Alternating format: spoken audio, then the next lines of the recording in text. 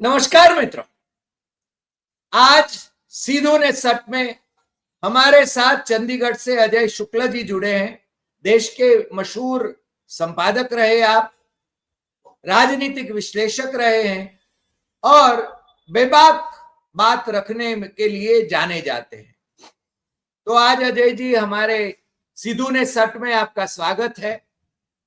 और आज जो बात करना है वो तो आपको मालूम ही है कि राहुल गांधी ने वोट चोरी अध्याय द्वितीय आज प्रस्तुत किया और जैसा कि अपेक्षित था, तीर निशाने पर लगा।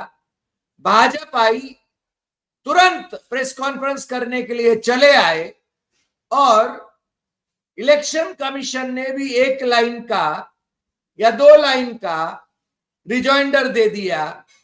हालांकि उनसे तो अपेक्षा यह है कि वो कर्नाटक सीआईडी को जो case election commission of India ने दायर किया है उसके सिलसिले में जानकारी देवे, मगर 18 महीनों में 18 रिमाइंडर भेजने के बावजूद ज्ञानेश कुमार मुख्य चुनाव आयुक्त ये जानकारी उनको दे नहीं रहे। इसका मतलब कि ये वोट चोरों को बचाने की कोशिश कर रहे हैं।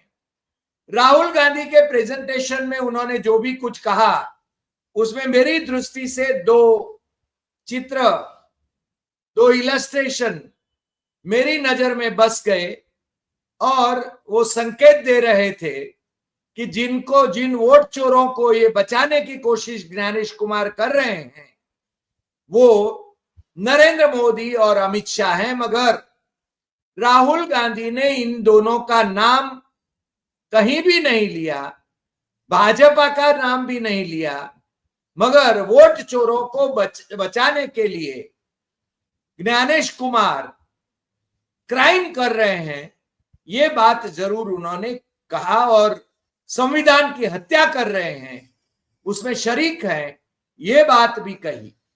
अब हम आपके पास आते हैं अजय जी, आप बताएं कि राहुल गांधी का ये द्वितीय अध्याय, पहला जो था वो माधेपुरा वाला था, बेंगलुरु सेंट्रल का था, और ये द्वितीय अध्याय हुआ।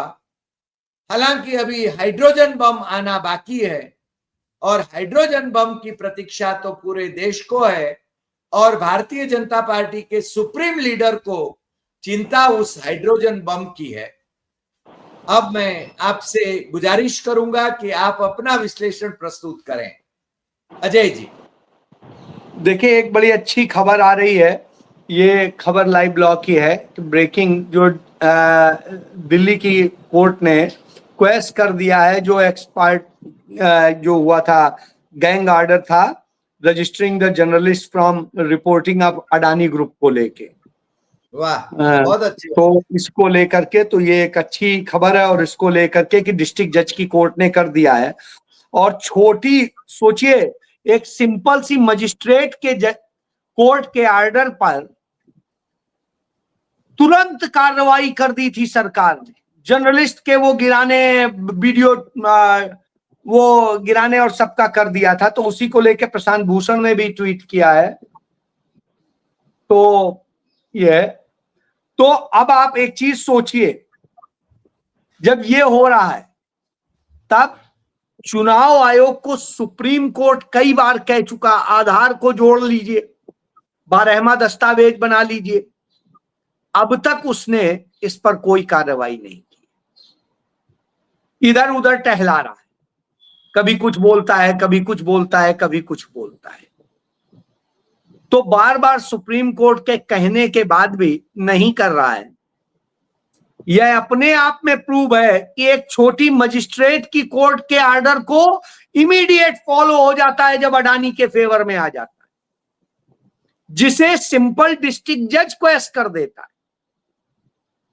और यहां स्थिति यह है कि साहब, सुप्रीम कोर्ट के ऑर्डर तक को नहीं सुना जा रहा है। सुप्रीम कोर्ट ने महाराष्ट्र में नगर निकाय चुनाव कराने का कहा था, मई में कहा था, और साहब नहीं हुआ है।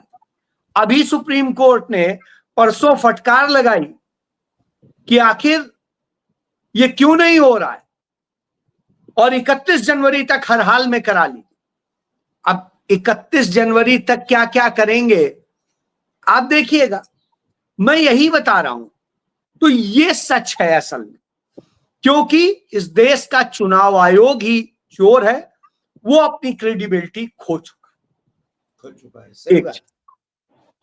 और ऐसा नहीं कि पहले कभी ऐसा नहीं था।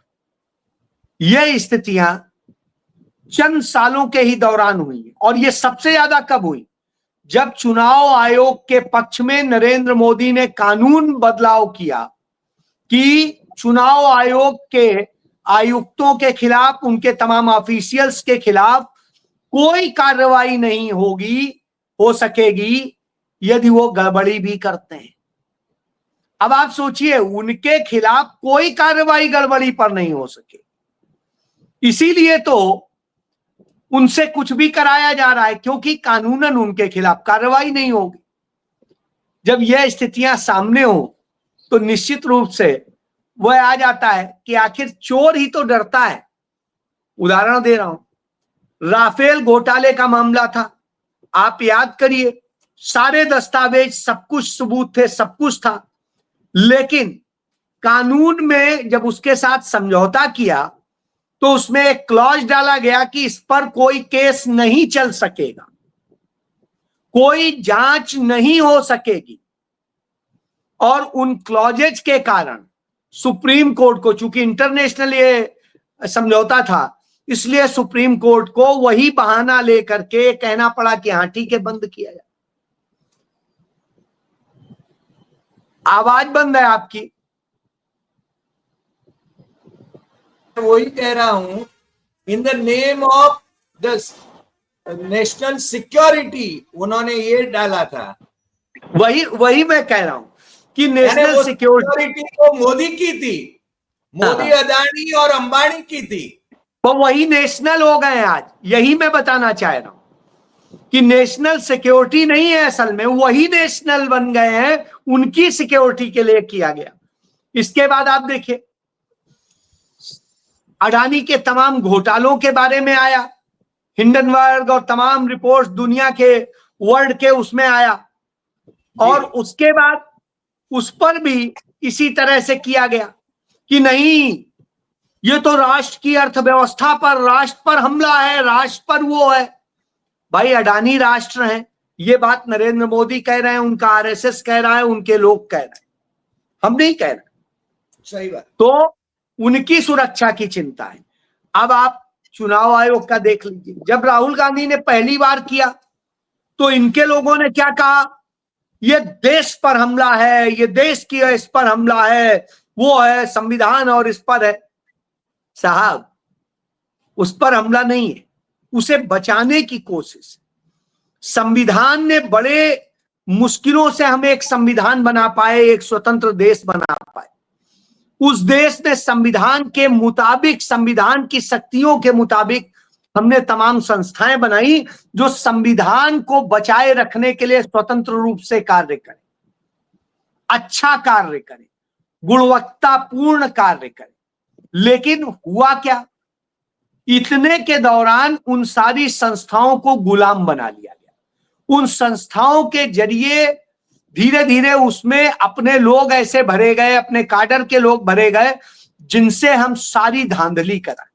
आज देखिए, ज्ञानेश कुमार गुप्ता और इनके पहले राजीव कुमार अमरोहा जिले के रहने वाले थे, जो मुरादाबाद से टूट के बना जी, एक चीज। और ज्ञानेश कुमार आगरा के रहने वाले, दोनों का बता रहा हूं, दोनों आरएसएस परिवार से थे, दोनों उसी आरएसएस के परिवार से, और कैसे कैसे क्या बीजेपी से जुड़े हुए थे वो मुझे बताने की अब जरूरत नहीं, आप दोनों जगह जाके पता कर सकते हैं। अब ज्ञानेश कुमार की बेटी नोएडा की डीएम है, दामाद सहारनपुर का डीएम है, दूसरी बेटी और दामाद जो है इनकम टैक्स के ऑफिसर हैं, वो दोनों, सबकी मलाईदार पोस्टिंग है, साहब मलाईदार पोस्टिंग होगी, तो स्वाभाविक सी बात है उसके लिए क्राइटेरिया नियम तोड़ करके ग्रेटर नोएडा अथॉरिटी का, उसको नोएडा अथॉरिटी का वो बनाया गया था, ओएसडी बनाया गया था, जबकि वहां ओएसडी की कोई पोस्ट नहीं थी जब उसको यहां रखने के लिए। तो हम कहे सो कायदा, हम कहे सो कायदा। और जो उनके दामाद है मनीष बंसल, उनको संभल का डीएम बनाया गया था और संभल में सांप्रदायिक सारे तनाव पैदा करने का काम उन्हीं से करवाया गया था। 2022 की चुनाव की चोरी संभल सीट पर उन्होंने ही करवाई थी। तो ये बहुत सारी चीजें। अब आता हूं उसी पे कि जब ये है तो नरेंद्र मोदी ने पहले तो अपने काडर के लोग सब जगह भरे, चुनाव आयोग हो, चाहे यूनिवर्सिटीज हो, चाहे और दूसरे शिक्षण संस्थान हो, दूसरे और ट्रेनिंग इंस्टीट्यूट्स हो, सब जगह ये करके किया क्या गया, इस देश की सारी व्यवस्थाओं को अपने पंजे में ले लिया गया।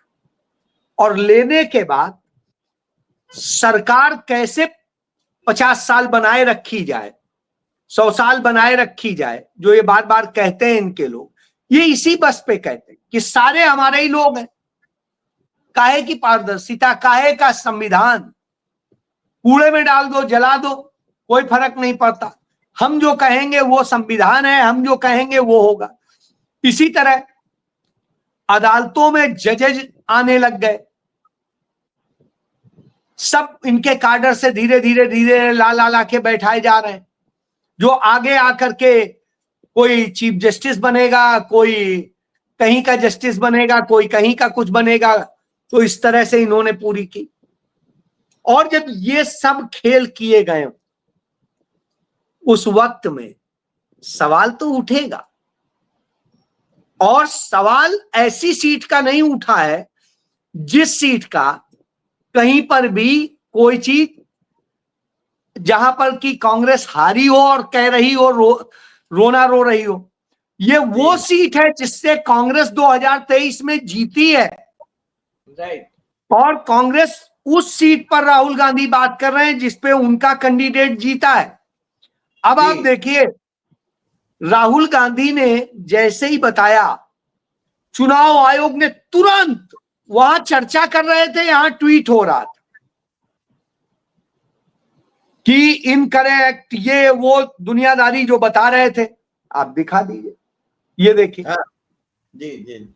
और इसमें जो ये 3 पॉइंट आप देख रहे हैं हरे हरे करके, जो 3 पॉइंट इन्होंने कहा है कि no deletion of any vote can be done online by any member of public है, और जो भी कुछ है। तो इसके बाद में दूसरा इन्होंने कहा, इन 2023 certain unsuccessful attempt were made a deletion of the electoral and इत्ते। तीसरा, और खुद ही उसी दूसरे पॉइंट में कहा है, an FIR was filed by the authority of ECI, Election Commission of India itself to investigate the matter। अब आप एक चीज सोचिए, FIR खुद चुनाव आयोग करा रहा है, राहुल गांधी ने नहीं कराई, कांग्रेस ने नहीं कराई। अब इसके बाद देखिए, यदि गड़बड़ नहीं हुई थी, डिलीशन नहीं हुआ था, तो FIR क्यों कराई? सीधी बात है, यह साफ साफ है कि गड़बड़ हुआ। As per record, Aland assembly constituency was won by, जो इनके गुटूर हैं बीजेपी के, वो 2018 में जीते थे, और BR पाटिल कांग्रेस के, वो 2023 में जीते। और राहुल गांधी 2023 की ही बात कर रहे हैं जब उनका कैंडिडेट जीता है। राहुल गांधी ने इन्हीं के उस पर रीट्वीट किया है और वही बोला है कि आप देख लीजिए, आपने यदि FIR कराई थी तो जांच को ब्लॉक क्यों कर रहे हैं? 18 आपने के बावजूद, जी 18 चिट्ठियां CID ने जांच के लिए लिखी, FIR आपने कराई, तब ये हुआ। और उसके बाद 18 चिट्ठियां लिखने के बावजूद आप उसका डिटेल प्रोवाइड नहीं कर रहे हैं। इसको लेकर के प्रियंका गांधी ने भी यही लिखा है कि कर्नाटक की आलंद विधानसभा में बड़े पैमाने पर वोटर्स का नाम काटने की जो कोशिश की गई, हमारे प्रत्याशी की शिकायत पर चुनाव आयोग के स्थानीय प्राधिकारी ने एफआईआर दर्ज कराई थी। जब चुनाव आयोग खुद मान चुका है कि गड़बड़ी हो रही थी, उसके अधिकारी ने ही एफआईआर कराई, तो जांच क्यों रोकी जा रही है? कर्नाटक सीआईडी ने 18 महीने में 18 पत्र लिखे, लेकिन चुनाव आयोग ने कोई भी सबूत मुहैया क्यों नहीं कराया?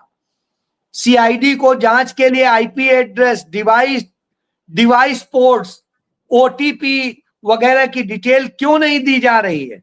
चुनाव आयोग जांच को बाधित कर किसे बचाना चाहता है? तो ये प्रियंका गांधी ने कहा है।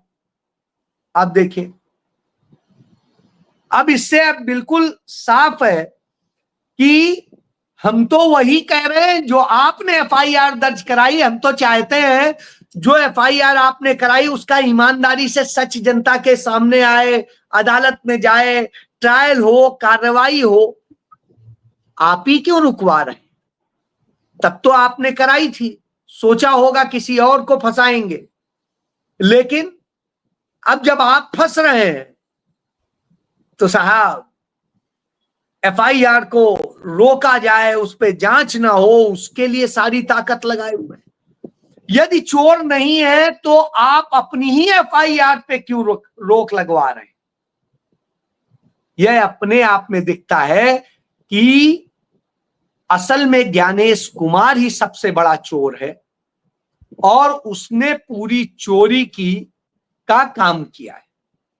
वो चुनाव आयुक्त रहते हुए और फिर मुख्य चुनाव आयुक्त रहते हुए उसी काम को लगातार रिपीट कर रहा है।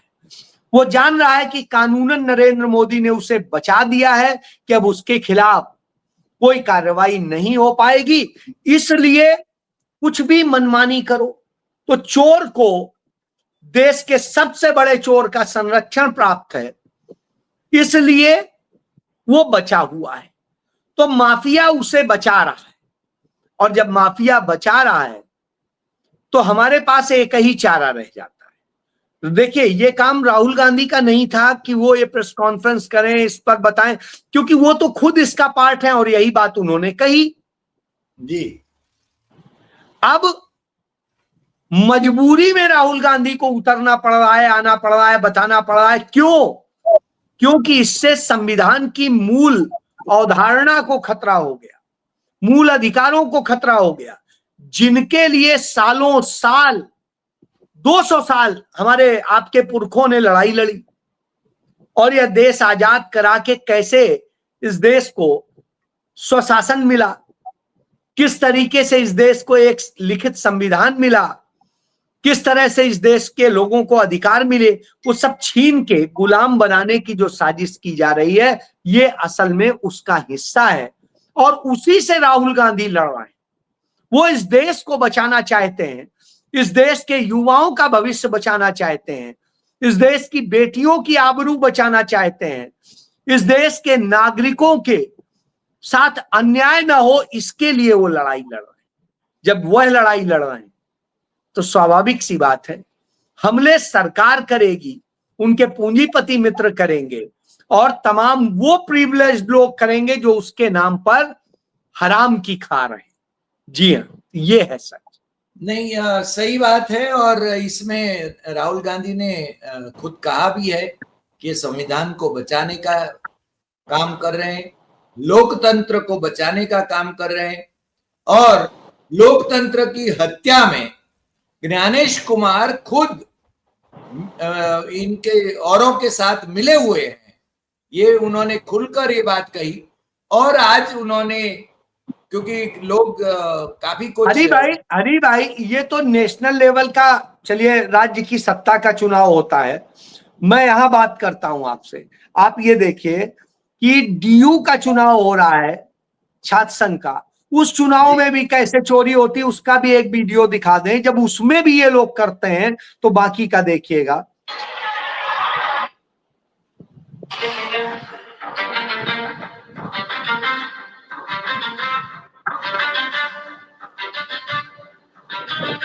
ये देखिए, जहां बीजेपी का एबीवीपी का कैंडिडेट है, उसके उस पर पूरे को स्पेशली उसके नाम के उधर वो लगा के स्याही, और उससे वो किया गया उसकी ईवीएम पे कि जिससे वो दूर से ही जैसे ही जाए आपको कि ये दबानी है, वो चीज उसकी सब निशानी छोड़ी जाती। ये अब आप सोचिए इस लेवल पे गिरते हैं।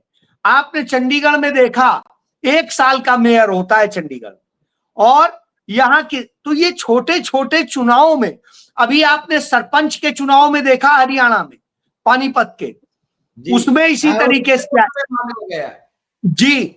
अब आप ये देखें, इस तरह के छोटे छोटे चुनाव में चोरी करते हैं, तो इन बड़े राज्यों की सत्ता के चुनाव में या केंद्र की सत्ता के चुनाव में ये क्या क्या कुकर्म करते होंगे, ये आप समझ सकते हैं। ये इनका चरित्र।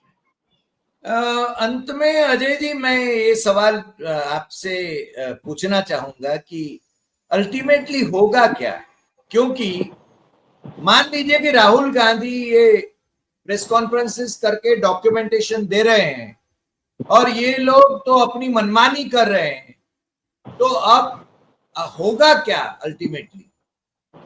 देखिए, होना तो ये चाहिए था कि तत्काल सुप्रीम कोर्ट को इसको स्वतः संज्ञान लेकर के इस पर तुरंत इन्वेस्टिगेशन को सुचारू रूप से अपनी देखरेख में करवानी चाहिए थी, और सारा सच ला करके दोषी को दंडित कराने की कार्रवाई में मदद करनी चाहिए थी। क्योंकि लॉ का को रेगुलेट करना सुप्रीम कोर्ट की जिम्मेदारी है।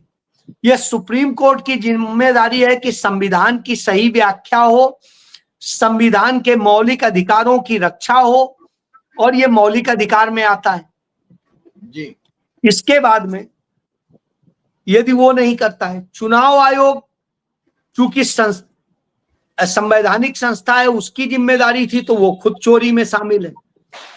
अब जब ये कोई काम नहीं कर रहे हैं, सरकार, केंद्र की सरकार चोरी कराने का सबसे बड़ा काम करा रही है और साजिशें रच रही है, और उसके बाद में वही सरकार लोगों का उत्पीड़न कर रही है, स्वाभाविक सी बात है। तो अधिकार किसके मारे जा रहे हैं? जनता के। जी। किसके साथ अन्याय हो रहा है? जनता के। किसके जो साथ में सारी चीजें खराब हो रही हैं? जनता की। तो साहब लड़ेगा कौन? राहुल गांधी तो सरकार नहीं है।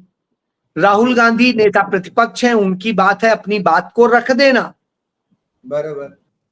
जनता ने उन्हें तो सरकार दी नहीं है, और यदि रखने के बाद जनता नहीं जागे, जनता नहीं लड़े, जनता नहीं बोले, तो ये दोष तो जनता का है, किसी और का नहीं है।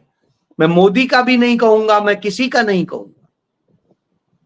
तो इस देश की जनता को ही लड़ना होगा, निकलना होगा, क्योंकि असलियत में अधिकार उसके मारे जा रहे हैं, सब कुछ हो रहा है, उसको खड़ा होना होगा। नेपाल में देखिए आप, खड़ी हुई जनता, सरकार भाग गई, सब कुछ बदल गया। इसी तरह जहां जहां जनता जागी, उसने सब कुछ बदल के रख दिया।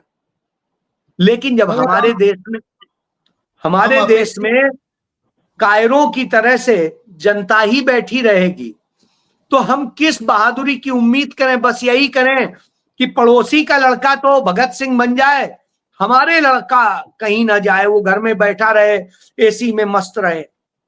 साहब जब ये होगा तो देश नहीं बचेगा, संविधान नहीं बचेगा, आपका अधिकार नहीं बचेगा।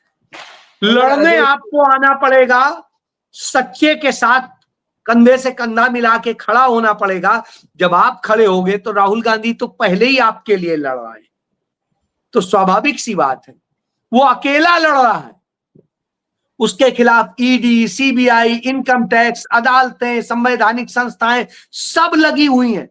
राहुल गांधी ने यूं ही नहीं कहा था कि आपकी लड़ाई बीजेपी आरएसएस से नहीं है, इंडिया स्टेट से भी है, क्योंकि इंडिया स्टेट जिन संवैधानिक संस्थाओं से बनता है वो खुद मोदी की गुलाम। तो अब लड़ाई उससे भी लड़नी, तो वो लड़ने आना पड़ेगा। और वो लड़ने यदि हम नहीं निकलेंगे तो हम अपना लोकतंत्र खो देंगे। भूल जाइए आप कोई बात।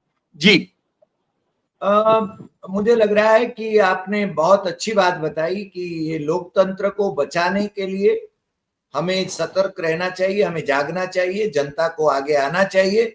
मगर आशा करते हैं कि नेपाल जैसी स्थिति हमारे यहाँ निर्माण न हो, क्योंकि वहां जिस प्रकार से हिंसा भड़की, ऐसी हिंसा के वो नहीं, ऐसा हमारे यहाँ न हो। और सुप्रीम कोर्ट सुओ मोटो इसका कॉग्निजेंस अभी भी ले सकती है, अभी भी वो आदेश कर सकती है। यदि सुप्रीम कोर्ट के जजेस में, चीफ जस्टिस में रीढ़ की हड्डी बची है तो आज इतना मुझे ही। मैं एक चीज बताऊं, मेरे जी जैसे व्यक्ति के खिलाफ सुप्रीम कोर्ट सुमोटो लेता है। केस नंबर हाँ 1 है, केस नंबर 1 है साहब। जी लेकिन जहां देश पर अन्याय हो रहा है, देश के इतने करोड़ों लोगों के साथ के हितों से खेला जा रहा है, वहां सुमोटो लेने की हिम्मत नहीं कर रहा है। ये आप समझ लीजिए।